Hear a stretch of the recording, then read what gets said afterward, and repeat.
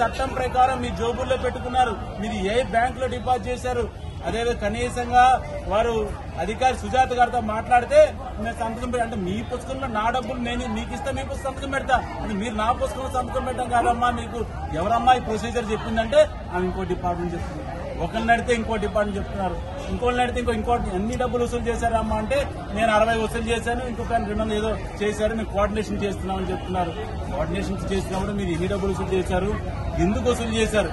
ఈ వీధి వ్యాపారం ఈ యొక్క ప్రాంగణంలో ఈ రోజున ఎవరైతే వ్యాపారం చేస్తున్నారో వారి దగ్గరే మీరు వసూలు చేయాలి, వాళ్ళని రెగ్యులర్ చేయాలన్నప్పుడు మీరు చెప్పేది 214 మంది వ్యాపారులు ఉంటే మీరు 260-70 మంది తీసుకున్నారంటే ఇక్కడున్న కొంతమందిని బయటకు గెంటే కార్యక్రమం మీరు పెట్టారని మాకు అర్థమవుతుంది. ఆ బయటకు గెంటే మీ వాళ్ళని లోపల తెచ్చుకోవాలని ఏ పేదవాడైనా ఒక పేదవాడి కడుపు కొట్టి ఇంకో పేదవాడి కడుపు నింపమని చెప్పి రాజ్యాంగంలో ఎక్కడ రాసి లేదు. దయచేసి ఒక పేదవాడి కడుపు కొట్టి ఇంకో పేదవాడి నింపి వాడి ఓట్ల కోసమో వీడి ఓట్ల కోసమో ఇటువంటి రాజకీయాలు చెప్పి భారతీయ జనతా పార్టీ డిమాండ్ చేస్తున్నాం.